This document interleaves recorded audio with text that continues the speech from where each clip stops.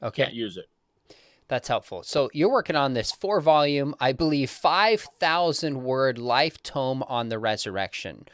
What role will this evidence for Jesus outside the Bible play in that larger case that you're making? I hope will get us a good start. In volume number one, which I've already turned down, turned in, it's already been edited. It's almost 1,100 pages. Wow. And it starts with about 175 pages of historiography. Okay. What is history? What's a definition of miracle? How do we do historical research? What's the difference between philosophy of history and historiography? How do you Mm-hmm. actually get events in the ancient world? There's almost no ancient historians that tell us how to do history. Huh. Lucian and Cicero a little bit, but these guys don't major on what we would call theoretical things, philosophy of history or historiography. But I do have a chapter on these sources that we're talking about right now. Okay. What can we know about Jesus from history? I have a chapter on a definition of miracle, which is a very difficult Mm-hmm. topic. It could easily be a master's thesis just to do a definition of miracle. And so the question, did Jesus exist? Obviously is in there. And I also do, before I start resurrection, I do the question, was Jesus a healer? And was he an exorcist? Because Mm-hmm. today, almost all critical scholars believe Jesus was an exorcist and a healer. And you can say, well, how can they believe he's an exorcist if they don't believe in demons? Okay, and there's this distinction among scholars that people miss. I had two well-known evangelical guys do it this week, and I had to say, whoa, whoa, whoa, stop, guys. Look what's going on here. They're not telling you that they believe these things happened. Right. They're telling you they believe the New Testament writers believe they happened. So, was Jesus That's a fair. healer? Well, definitely. He definitely healed Mm. people. Even today, we send people to psychologists, to counselors, and Mm. we know psychosomatic illnesses can be healed. We know that cognitive theory, I know a buddy who teaches it in an accredited, well, obviously accredited medical school, teaches cognitive theory. And we know it heals people by changing what you say to yourself and so on. However, Jesus healed, and they'll raise that question. Was Jesus getting them to, for example, the Sermon on the Mount, seek ye first the kingdom of God, his righteousness, and all these things will be added unto you. He gives this healthy psychosomatic teaching that will get people on the right trail to get them thinking the right way about God. Mm. And so Jesus really healed. And what they mean by that is either the cases as they are, mostly in the synoptics, there's only 7 miracles in John. Either Mm. the cases in the synoptics and the few in John, many of those actually happened, or ones just like them happened. So that's what they Mm. mean by Jesus healer. It really happened. And you go, but you don't believe in demons. Right, but you didn't ask me that question. You asked me, what do I think happened? And they can't explain all that because they didn't have modern medicine. But yes, Jesus did things that today we would make movies about and call casting out the devil, you know. Mm. And so they think those things happen. And I read a critic recently who said it's unanimous. It's Mm. not, but he just overdid it a little bit. And he said it's a unanimous among critical scholars that Jesus was a healer and an exorcist. Wow. Very few of them believe he did the nature miracles. Those are the calmed the storm, so on. John Dominic Crossan says the chief nature miracle was the resurrection. Mm. So they don't, but the two guys who've written the longest treatments of miracle in the New Testament, Graham Twelfthtree, Yep. an Australian who teaches at the school that we mentioned earlier, Richard France. Oh, RT They France. take Yeah. the same school, London School of Theology. He's got 500 pages on the healing miracles and Mm. exorcism of Jesus. Another guy who unfortunately just passed away, Meyer, John Meyer, wrote Mm. the Marginal Jew, 4 big volumes, and he has almost 500 pages on the miracles of Wow. healing. Now, Meyer is not as conservative as Twelfthtree, but Twelfthtree thinks that around about 70% of the claims of the Gospels, those events happened. Now he believes they really happened, and Meyer doesn't really put the numbers in there, but he's about 50%. So if you take all the cases in the Gospels, even John Meyer says 50% of them happened, and they both say this: just because the rest of them aren't evidenced does not mean the rest of them didn't happen. Wow, Those could that's all right. have happened, us just not have data, and that's a very important distinction to make. That's a great distinction. Now, since we're talking about extra biblical evidence for Jesus, give me the latest on the shroud. I know we could do a whole show on this, but tell me just your latest thoughts and beliefs about where the evidence stands. And I'd be curious if you're going to include that in your recent tome on the resurrection. Okay, I'm going to make some people angry. I co-authored a couple of books on the shroud. My co-author was one of the scientists who did the investigation in 1978, the famous investigation. Wow. So in interviews, they expect me to say, absolutely, this is true.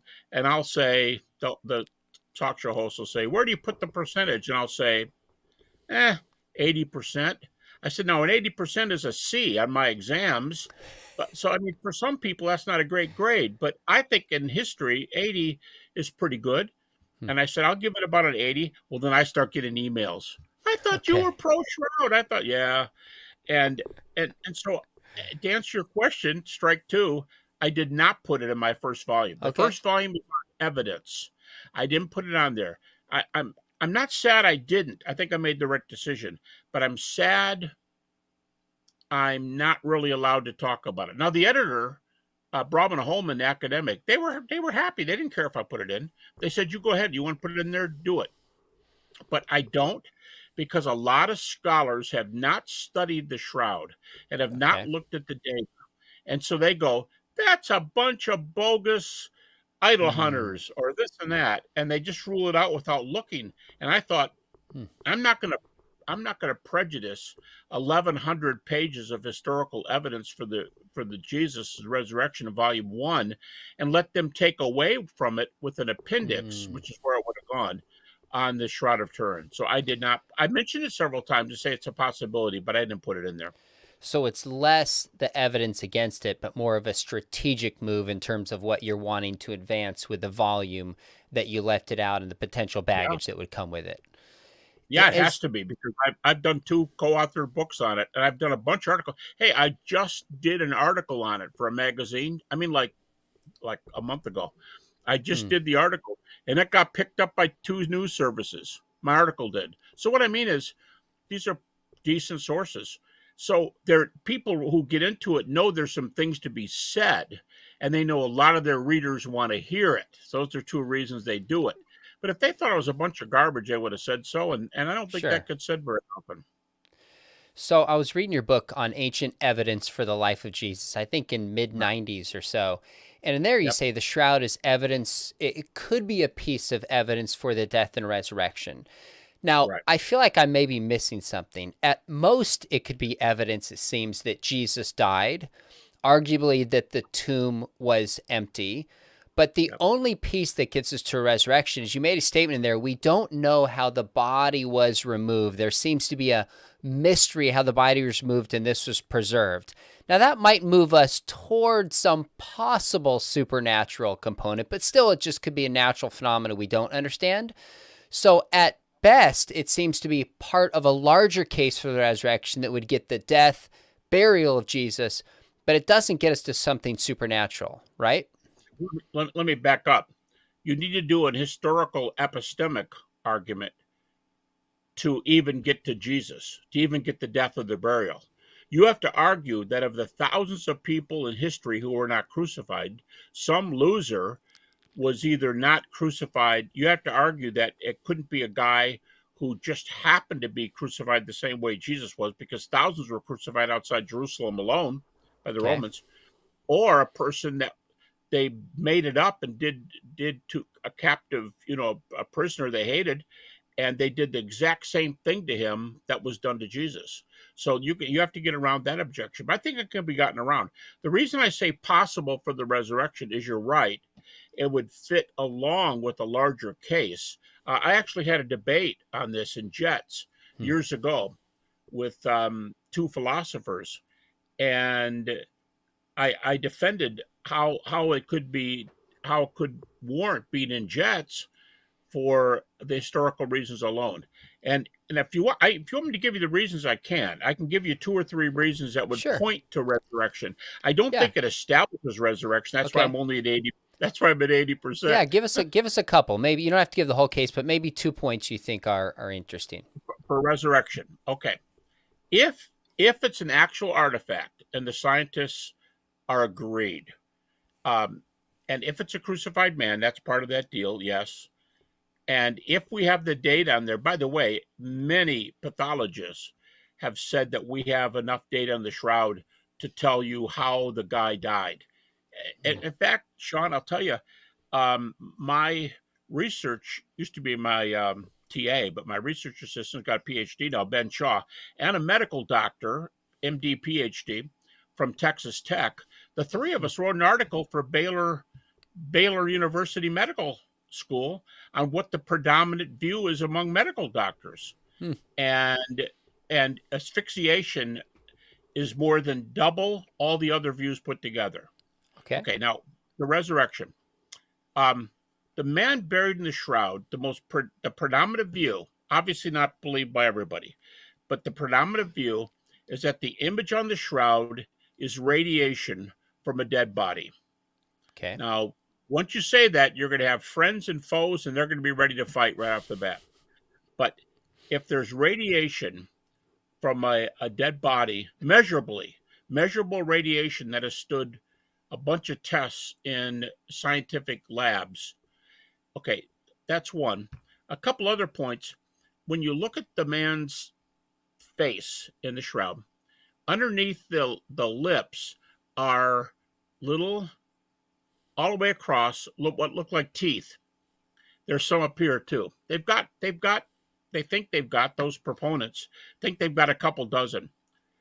The teeth, if it is radiation, and if it came out through the inside out, what you have is this process brought the teeth out, the image of the teeth with it onto the cloth.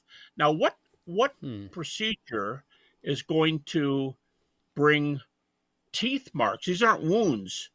These are teeth, even roots, according to some experts who are not shroudies. And so if you have teeth there, the fingers are very, very long.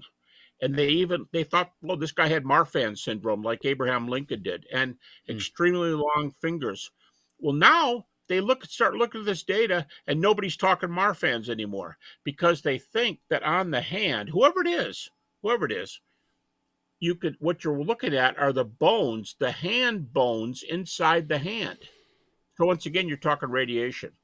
So from hands and teeth, you're talking about a process. Now, the man in the shroud is dead. There's about a half dozen reasons to believe he's dead. Okay. So you don't have a swoon theory. You got a dead man, and something is coming out of him. And Christians would probably say, at precisely the moment he had to still be dead, or people would say swoon, and before he finally he opens his eyes and gets up and walks off the slab there in the tomb and lays his grave clothes aside. So it's very, there's some intriguing things here. At least, and I put it at 80. 80 is not a great score, and it makes a lot of people upset. But I just had a debate. It's on my website. I just debated a guy who was an anti. He used to be pro-shroud. He was pretty well known, and now he's anti. We debated, and I gave 10 arguments for this being Jesus and for the mark being radiation. And he'd been debating recently and